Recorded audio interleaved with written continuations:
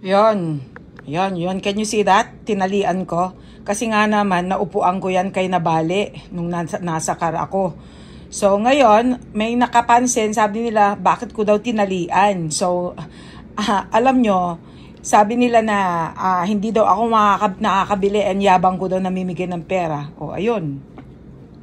Hindi ko na kailangan na, hindi ko na kailangan talaga na magyabang, okay?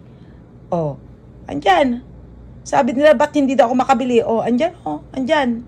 O, eto, wala ako sa bahay, nasa labas ako. O, andito ang mga prescription, ang dami, hindi ko na kailangan ding ipagawa agad. Nagkataon lang talaga na, ayun nga, nabali. So, natural, tatalian mo. Dahil kailangan ko di ba? You will do everything. Kung sakali nabasag yung salamin, I will do everything. Lalagyan ko lang ng tape. O, andyan yan ang mga prescription na, glasses ko, na kahit hindi ko muna ipagawa yan, at least kahit papano, meron naman ako dito sa bahay. Okay, hindi agad ako, pumunta sa, dahil naisip ko, ay marami naman ako sa bahay. Ayan.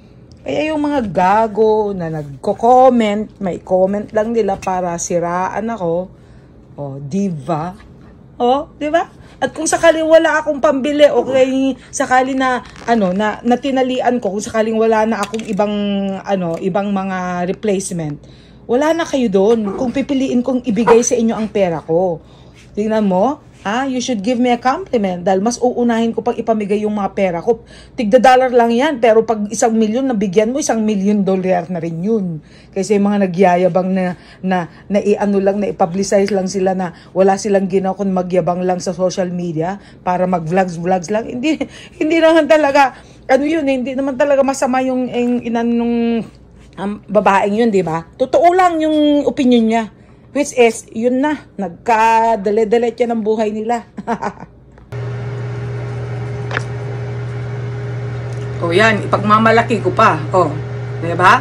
Instead na unahin ko ipagawa to, mas inuuna ko pa kayo na pagkagastusan kaysa ang salamin ko.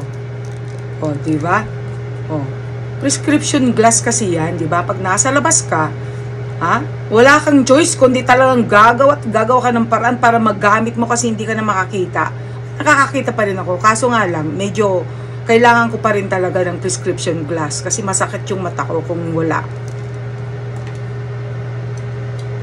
Hindi ko na kailangan bumili. Marami ako sa bahay. Di ba? Ayun. Hindi ko na kailangan bumili. Di ba? Bagong-bago lang yan nagkataon lang talaga na naiwan ko yung mga iba dahil akala ko hindi ko mauupuan yan. Kaya yun. Pati ba naman yan, Diyos ko. Pero okay lang. At least na-explain ko naman mga iho, iha. Che?